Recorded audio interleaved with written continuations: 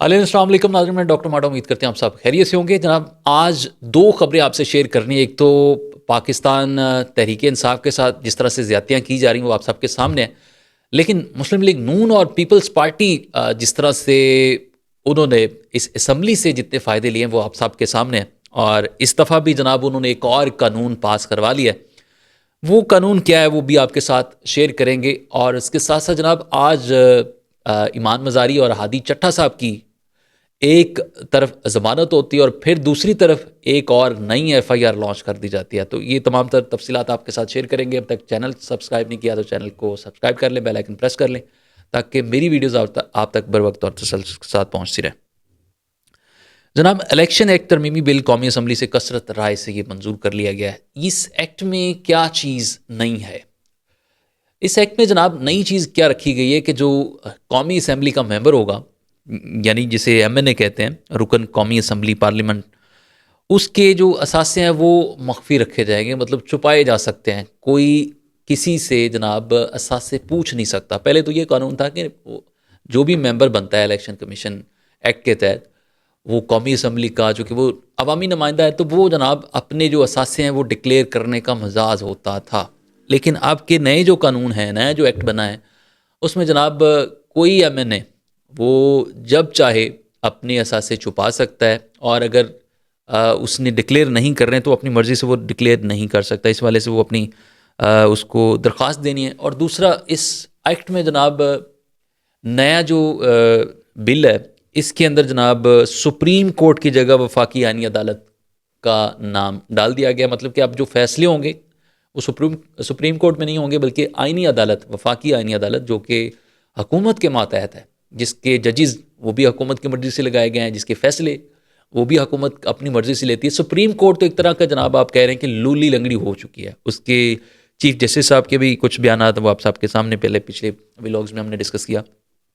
तो ये जनाब हुकूमत को अब शायद इल्म हो गया है कि जाते जाते हम अपनी मर्ज़ी से जितने फ़ैसले हैं वो करवाना चाहें तो वो करवा सकते हैं। दूसरी तरफ ईमान मज़ारी कल सारी रात जनाब हाता अदालत में उन्होंने गुजारा। और जिस तरह से आपने देखा कि पुलिस अदालत के बाहर खड़ी रही और हादी चट्ठा और ईमान मज़ारी हाते के अंदर मौजूद रहे। जो सुप्रीम कोर्ट के जो सदर थे, उनके कमरे में जनाब सारी रात उन्होंने गुजारी। उनकी वालदा उनके लिए बिस्तरे और कपड़े लेके आई। और कल जब सुबह अदालत खुली तो जज सामने के सामने पेश पटिशन दायर रखी गई कि जनाब हमें इस पर ज़मानत चाहिए।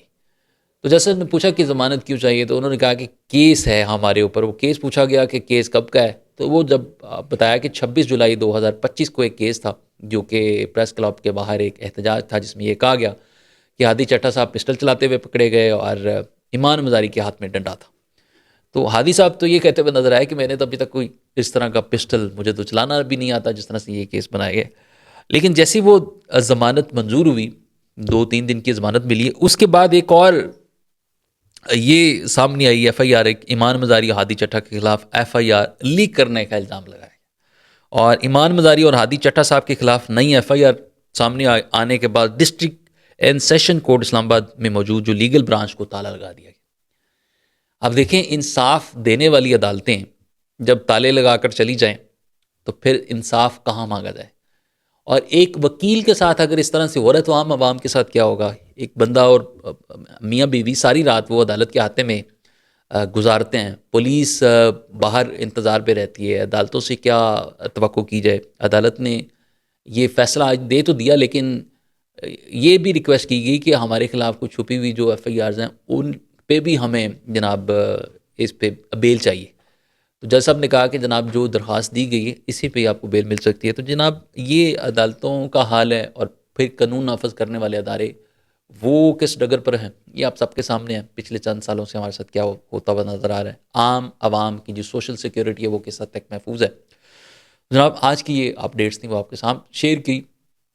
चैनल को अभी तक आपने सब्सक्राइब नहीं किया तो कर लें, बेल आइकन प्रेस कर लें। अपना ढेर सारा ख्याल रखिएगा। मुझे दीजिए इजाज़त। अल्लाह ने के बाद।